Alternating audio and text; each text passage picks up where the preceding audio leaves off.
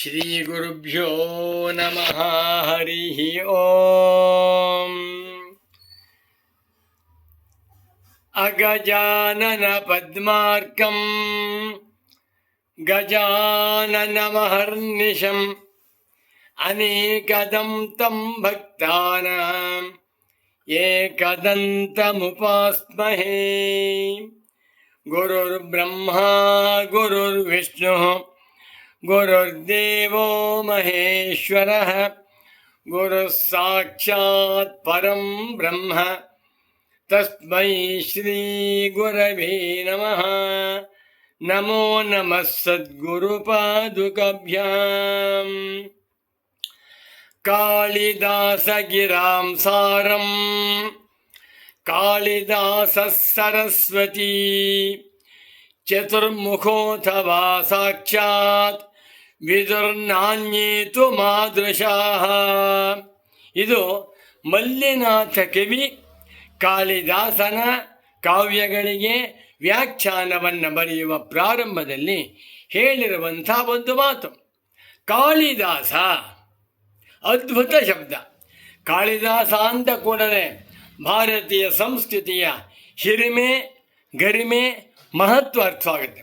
ಭಾರತಾಂಬೆಯ ಸುಪುತ್ರನಾದ ಒಬ್ಬ ರಾಷ್ಟ್ರಕವಿ ಅಲ್ಲ, ವಿಶ್ವಕವಿ ಕಾಳಿದಾಸ.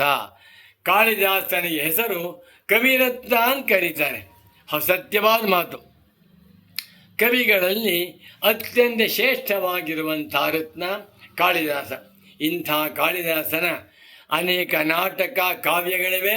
ಅದರಲ್ಲಿ ಅತ್ಯಂತ ಪ್ರಸಿದ್ಧವಾಗಿರುವ ಒಂದು ಕಾವ್ಯ ರಘುವಂಶ. ರಘುವಂಶ ಮಹಾಕಾವ್ಯದ ಹೆಸರನ್ನು ಕೇಳದೇ ಇರುವಂಥ ಹಿಂದೂಗಳೇ ಇಲ್ಲ ಅನ್ನಬಹುದು. ರಘುವಂಶಕ್ಕೂ ಕಾಳಿದಾಸನಿಗೂ ಅವಿನಾಭಾವ ಸಂಬಂಧ. ಆ ರಘುವಂಶದಲ್ಲಿ ಒಟ್ಟು 19 ಸರ್ಗಗಳಿವೆ. ಅದನ್ನು ಮಹಾಕಾವ್ಯ. ಅದರಲ್ಲಿ ನಾವು 1ನೇ ಸರ್ಗದ 1ನೇ ಮಂಗಳ ಶ್ಲೋಕವನ್ನು ಕುರಿತು ಯಥಾಮತಿಯಾಗಿ ಕೆಲವು ವಿಚಾರವನ್ನು ತಿಳಿಸ್ತೇನೆ. ಕಾಳಿದಾಸ ರಸಕವಿ, ಕಾಳಿದಾಸ ಪಂಡಿತೋತ್ತಮ, ಕಾಳಿದಾಸ ಪರಮಶಿವನ ಭಕ್ತನೂ ಹೌದು. ರಘುವಂಶ ಮಹಾಕಾವ್ಯವನ್ನು ಬರೆಯುವಾಗ ಒಂದು ಮಂಗಳ ಶ್ಲೋಕವನ್ನು ಬರೆದಿದ್ದಾನೆ. ಇದು ಪ್ರಸಿದ್ಧವಾದ ಶ್ಲೋಕ, ಎಲ್ಲ ವಿದ್ವಾಂಸರಿಗೂ ತಿಳಿದಿರುವಂಥ ಶ್ಲೋಕ. ಶ್ಲೋಕ ಯಾವುದು? ವಾಗರ್ಥವಿವ ಸಂಪೃಕ್ತೌ ವಾಗರ್ಥ ಪ್ರತಿಪತ್ತಯೇ ಜಗತಃ ಪಿತರೌ ವಂದೇ ಪಾರ್ವತಿ ಪರಮೇಶ್ವರೌ. ಕಾಳಿದಾಸನು ರಘುವಂಶ ಕಾವ್ಯವನ್ನು ಬರೆಯುವಾಗ ಪ್ರಾರಂಭದಲ್ಲಿ ಬರೆದಿರುವಂಥ ಮಂಗಳ ಶ್ಲೋಕವಿದು. ಶ್ಲೋಕ ಗಟ್ಟಿ ಮಾಡಿಬಿಡಿ.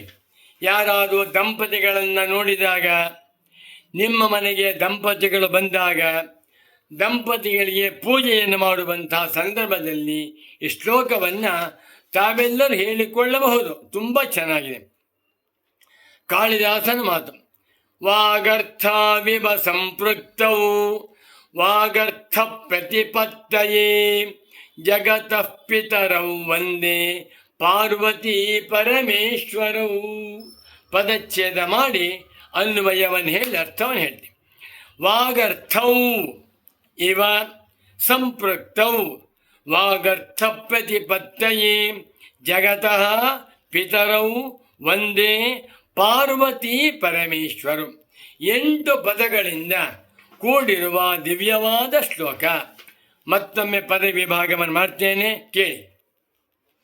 ವಾಗರ್ಥೌ ಇವ ಸಂಪೃಕ್ತೌ ವಾಗರ್ಥ ಪ್ರತಿಪತ್ತಯೇ ಜಗತಃ ಪಿತರೌ ವಂದೇ ಪಾರ್ವತಿ ಪರಮೇಶ್ವರು. ಅಷ್ಟಪದಾತ್ಮಕ ಶ್ಲೋಕ. ಅನ್ವಯ ಹೇಳ್ತೇನೆ.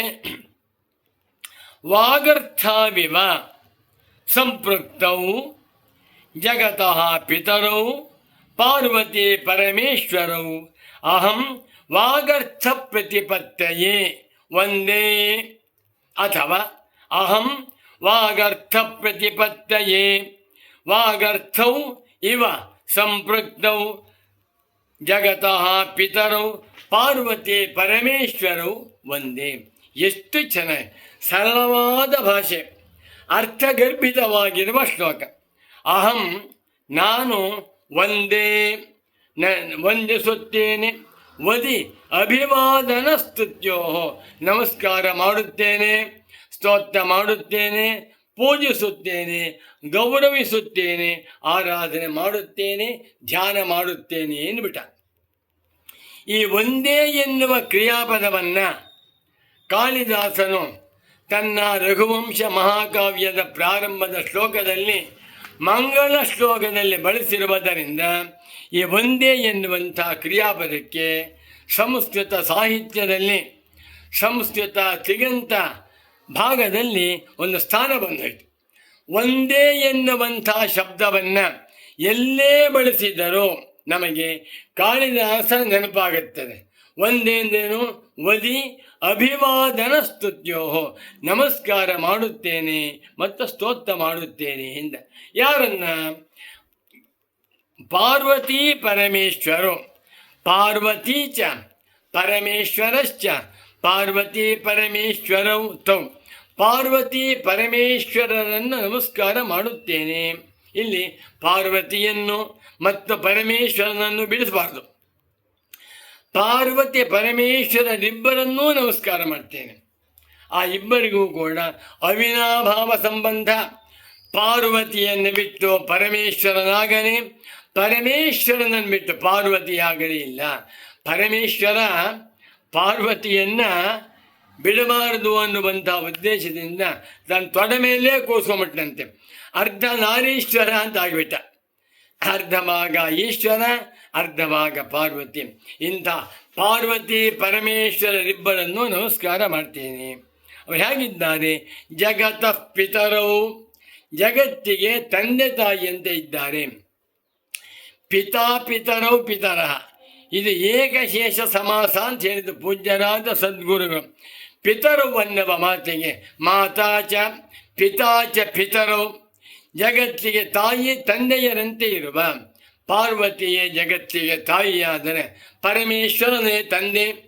ಇಡೀ ವಿಶ್ವದಲ್ಲಿರುವ 84 ಲಕ್ಷ ಜೀವರಾಶಿಗಳಿಗೂ ಕೂಡ ಅಮ್ಮ ಯಾರು? ಪಾರ್ವತಿ. ಅಪ್ಪ ಯಾರು? ಪರಮೇಶ್ವರ. ಇಂಥ ಇಡೀ ವಿಶ್ವಕ್ಕೆ ತಂದೆ ತಾಯಿಯಾಗಿರುವ ಪಾರ್ವತಿ ಪರಮೇಶ್ವರರನ್ನು ನಮಸ್ಕಾರ ಮಾಡುತ್ತೇನೆ.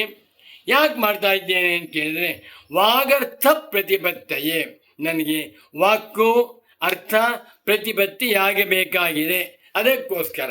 ಸರಿ, ವಾಗರ್ಥ ಪ್ರತಿಪತ್ತಿಗಾಗಿ ಜಗತ್ತಿಗೆ ತಂದೆಯಾಗಿರುವಂಥ ಪಾರ್ವತಿ ಪರಮೇಶ್ವರರನ್ನು ಯಾಕೆ ನಮಸ್ಕಾರ ಮಾಡ್ತಾ ಇದೆಯಾ ಅಂತ ಕೇಳಿದರೆ, ವಾಗರ್ಥವಿವ ಸಂಪೃಕ್ತವು, ಪಾರ್ವತಿ ವಾಕ್ಕಾದರೆ ಪರಮೇಶ್ವರ ಅರ್ಥ. ವಾಕು ಅರ್ಥಗಳಂತೆ ಸಂಪೃಕ್ತವು ಸಮ್ಯಕ್ ಪೃಕ್ತವು, ಯಾವಾಗಲೂ ಜೊತೆಯಲ್ಲೇ ಇರ್ತಾರೆ. ಎತ್ತ ಪಾರ್ವತಿ ತತ್ತ ಪರಮೇಶ್ವರ, ಎತ್ತ ಪರಮೇಶ್ವರ ತತ್ತ ಪಾರ್ವತಿ. ಹೇಗಿದ್ದಾರೆ? ವಾಕು ಅರ್ಥದಂತೆ. ಒಂದು ಶಬ್ದವನ್ನು ಬಳಸ್ತೇನೆ, ಸಕ್ಕರೆ ಅಂತಂದೆ. ವಾಕು ಸಕ್ಕರೆಯಿಂದ ಕೂಡಲೇ ನಮ್ಮ ಕಣ್ಣು ಮುಂದೆ ಕಾಣುವಂಥ ಪದಾರ್ಥ ಬಿಳಿ ಹರಳಾಗಿರುವಂಥ ಸಕ್ಕರೆ.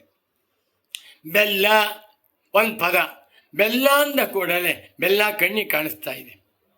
ಶಂಕರ ಅಂದು, ಶಂಕರ ಅಂದ ಕೂಡಲೇ ಶಂಕರ ಭಗವತ್ ಪೂಜ್ಯ ಪಾದಾಚಾರ್ಯರು ಚತುರಾಮ್ನಾಯ ಪೀಠಗಳನ್ನು ಸ್ಥಾಪನೆ ಮಾಡಿದ ಮಹಾತ್ಮ ಕಲ್ಪನೆ ಬರುತ್ತಲ್ವೇ, ಅದೇ ರೀತಿಯಲ್ಲಿ ಅಕ್ಕಿ ಒಂದು ಶಬ್ದ ಹೇಳಿದ ಕೂಡಲೇ ಪದ ಅರ್ಥ ಬಂದ್ಬಿಡುತ್ತೆ.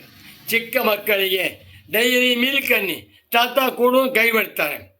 ಡೈರಿ ಮಿಲ್ಕನ್ನು ಕೂಡಲೇ ಮಕ್ಕಳಿಗೆ ನಾಲ್ಗೆ ಎಲ್ಲ ರುಚಿಯಾಗಿಬಿಡುತ್ತೆ. ಅದೇ ರೀತಿಯಲ್ಲಿ ವಾಕು ಮತ್ತು ಅರ್ಥಗಳು, ಶಬ್ದ ಮತ್ತು ಅರ್ಥಗಳು. ಕಾಳಿದಾಸ ಶಬ್ದಾರ್ಥಾವಿವ ಅಂತ ಹೇಳಲಿಲ್ಲ, ವಾಗರ್ಥಾವಿವ ಅಂದ್ಬಿಟ್ಟ ಬುದ್ಧಿವಂತ. ವಾಕ್ ಶಬ್ದ ಸ್ತ್ರೀಲಿಂಗ, ಪಾರ್ವತಿ ಶಬ್ದ ಸ್ತ್ರೀಲಿಂಗ. ವಾಕ್ ಅನ್ನುವಂಥದ್ದು ಪ್ರಕೃತಿಯಾದರೆ ಅರ್ಥ ಎನ್ನುವಂಥ ಪುರುಷ ಎನ್ನುವ ಅರ್ಥದಲ್ಲಿ ವಾಕು ಅರ್ಥದಂತೆ ಯಾವಾಗಲೂ ಹೊಂದ್ಕೊಂಡಿದ್ದೆ. ಒಂದು ಕುರ್ಚಿ ಹಿಂದೆ ನಿಮಗೆ ಅರ್ಥ ಆಯ್ತಾ? ಅರ್ಥ ಆಯ್ತು. ಪಾದರಕ್ಷೆ ಅರ್ಥ ಆಯಿತು. 500 ರೂಪಾಯಿ ನೋಟು ಅರ್ಥ ಆಯಿತು. ಸಿಂಹ ಅರ್ಥ ಆಯಿತು. ಇರುವೆ, ಗೊಜ್ಜು, ಹಾಲು, ಮೊಸರು ಯಾವುದೇ ಶಬ್ದವನ್ನು ಹೇಳಿದ ಕೂಡಲೇ ಕಣ್ಣಿಗೆ ಅರ್ಥ ಕಾಣ. ಅಂಗಡಿಗೆ ಹೋಗ್ಬಿಟ್ಟು ದೊಡ್ಡ ಮಾರು, ಅಪ್ಪ ನನಗೆ 1 kg ಕಡಲೆಬೇಳೆ ಕೊಡುವನ್ನೇ ಠಕ್ಕಂತ ಎದ್ದು ಕೊಡ್ತಾರೆ. 1 kg ಸಕ್ಕರೆ ಕೊಡುವನ್ನೇ ಕೊಡ್ತಾರೆ. ಆ ಶಬ್ದ ಬಂದ ಕೂಡಲೇ ಪಕ್ಕದಲ್ಲಿ ಅರ್ಥವನ್ನು ತರುತ್ತದೆ. ಅದೇ ರೀತಿಯಲ್ಲಿ ವಾಕ್ಕು ಅರ್ಥದಂತೆ ಜೊತೆಯಲ್ಲಿ ಕೂಡಿಕೊಂಡಿರುವ ಜಗತ್ತಿಗೆ ತಾಯಿ ತಂದೆಯರಾಗಿರುವಂಥ ಪಾರ್ವತಿ ಪರಮೇಶ್ವರರನ್ನು ನಾನು ನಮಸ್ಕಾರ ಮಾಡ್ತೇನೆ ಎಂದ. ಯಾಕೆ? ನನಗೆ ವಾಗರ್ಥ ಪ್ರತಿಪತ್ತಿಯಾಗಬೇಕಾಗಿದೆ. ರಘುವಂಶ ಮಹಾಕಾವ್ಯವನ್ನು ರಚನೆ ಮಾಡುವುದಕ್ಕೆ ಹೊರಟಿದ್ದೇನೆ. ಸಾಮಾನ್ಯವೇದು ರಘುವಂಶ, ರಘುಣ ಮನ್ಮಯಂ ವಕ್ಷೆ ಅಂತ ಹೇಳ್ತಾನೆ ಕಾಳಿದಾಸ. ರಘುವಂಶ ಸೂರ್ಯವಂಶ. ದಶರಥ ಮಹಾರಾಜ, ಅವನಿಗೆ ತಂದೆ ಒಬ್ಬ, ಅವನ ತಂದೆ ದಿಲೀಪನಿಂದ ಪ್ರಾರಂಭ ಮಾಡಿಕೊಂಡು ಲವಕುಶರವರೆಗೆ ರಘುವಂಶ ವರ್ಣನೆ ಮಾಡಬೇಕಾದ್ರೆ ಶಬ್ದ ಭಂಡಾರ ಬೇಕು. ಬರೀ ಶಬ್ದ ಭಂಡಾರ ಸಾಲದು, ಅರ್ಥ ಭಂಡಾರವೂ ಬೇಕು. ಶಬ್ದದ ಜೊತೆಯಲ್ಲಿ ಅರ್ಥ, ವಾಕ್ಯದ ಜೊತೆಯಲ್ಲಿ ಅರ್ಥ ನನಗೆ ವಕ್ಯಾಬಿಲರಿ ಬೇಕಾಗಿದೆ. ಇದು ಬೇಕಾದರೆ ನಿತ್ಯ ವಕ್ಯಾಬಿಲರಿಯಂತೆ ವಾಗರ್ಥದಂತೆ ಕೂಡಿಕೊಂಡಿರುವಂಥವರು ಯಾರು? ಪಾರ್ವತಿ ಪರಮೇಶ್ವರರು. ಇಂಥ ಪಾರ್ವತಿ ಪರಮೇಶ್ವರರನ್ನು ನಮಸ್ಕಾರ ಮಾಡ್ತೇನೆ ಎಂದ. ಇದನ್ನು ಪಾಠ ಮಾಡುವಾಗ ನನ್ನ ಪರಮ ಪೂಜ್ಯ ಸದ್ಗುರು ವರೇಣ್ಯರಾದ ಶ್ರೀ ಶ್ರೀ ಶ್ರೀ ಸಚ್ಚಿದಾನಂದೇಂದ್ರ ಸರಸ್ವತಿ ಸ್ವಾಮಿಗಳವರು ಒಂದು ಮಾತು ಹೇಳಿದರು. ನೋಡಪ್ಪ ಮಗು, ಭಾರತೀಯ ಸಂಸ್ಕೃತಿಯಲ್ಲಿ ಮದುವೆಯಾದ ಮೇಲೆ, ಪಾಣಿಗ್ರಹಣವಾದ ಮೇಲೆ, ಮಾಂಗಲ್ಯ ಧಾರಣೆಯಾದ ಮೇಲೆ ಅವರಿಗೆ ದಂಪತಿ ಅಂತಿದ್ರು. ಆ ದಂಪತಿ ಹೇಗಿರಬೇಕಪ್ಪ ಅಂದರೆ ಪಾರ್ವತಿ ಪರಮೇಶ್ವರರಂತೆ ಇರಬೇಕು. ಗಂಡ ಹೆಂಡತಿ 100 ವರ್ಷ ಬದುಕಿದ್ದಾರೆ. 100 ವರ್ಷಗಳು ಮಕ್ಕಳಾಯಿತು, ಮೊಮ್ಮಕ್ಕಳಾಯಿತು, ಮರಿಮಕ್ಕಳಾಯಿತು, ಗಿರಿಮಕ್ಕಳಾಯಿತು, ಶತಮಾನ ಮಹೋತ್ಸವ ಆಯಿತು. ಆದರೂ ಕೂಡ ಹೇಗಿರಬೇಕು? ಅವರು ಹಾಲು ಜೇನಿನಂತೆ ಇರಬೇಕು. ಪರಮೇಶ್ವರ ಹಾಲಾದರೆ ಪಾರ್ವತಿ ಜೇನು, ಪಾರ್ವತಿ ಹಾಲಾದರೆ ಪರಮೇಶ್ವರ ಜೇನು ಎನ್ನುವಂತೆ ಪಾರ್ವತಿ ಪರಮೇಶ್ವರರಂತೆ ಅನ್ಯೋನ್ಯವಾಗಿ ದಂಪತಿಗಳು ಇರುವುದೇ ಭಾರತೀಯ ಸಂಸ್ಕೃತಿಯ ಆದರ್ಶ ಗುರು ಪಾಠ ಮಾಡಿತು. ಆದ್ದರಿಂದಲೇ ದಂಪತಿಗಳನ್ನು ಕಂಡಾಗ ಪಾರ್ವತಿ ಪರಮೇಶ್ವರಾಭ್ಯಾಂ ನಮಃ, ಲಕ್ಷ್ಮೀನಾರಾಯಣಾಭ್ಯಾಂ ನಮಃ, ಸೀತಾರಾಮಾಭ್ಯಾಂ ನಮಃ, ಅರುಂಧತಿ ವಸಿಷ್ಠಾಭ್ಯಾಂ ನಮಃ, ಶಚಿ ಪುರಂದರಾಭ್ಯಾಂ ನಮಃ, ವಾಣಿ ಹಿರಣ್ಯಗರ್ಭಾಭ್ಯಾಂ ನಮಃ ಅಂಥೇಳಿ ದಂಪತಿಗಳನ್ನು ಜೊತೆಯಲ್ಲಿ ಪೂಜೆ ಮಾಡಬೇಕು. ದಂಪತಿಗಳು ಎಂದೆಂದಿಗೂ ಕೂಡ ಮನಸ್ತಾಪಕ್ಕೆ ಒಳಗಾಗಿ ವಿಚ್ಛೇದನಕ್ಕೆ ಹೋಗಲೇಬಾರ್ದು ಅಂತ ಹೇಳಿದರು. ಇದನ್ನು ಕಾಳಿದಾಸ ಹೇಳಿದ್ದಾನೆ. ಇದೊಂದು ಸುಂದರವಾದ ಶ್ಲೋಕ. ಈ ಶ್ಲೋಕವನ್ನು ದಿನ ಜಪ ಮಾಡೋಣ. ಆಗ ದಂಪತಿಗಳಿಗೆ ಅನ್ಯೋನ್ಯತೆ ಬಂದು ಸಂತೋಷವಿರುತ್ತಾರೆ ಅಂತ ತಿಳಿಸುತ್ತಾ ಮತ್ತೊಮ್ಮೆ ಶ್ಲೋಕವನ್ನು ಹೇಳ್ತೇನೆ.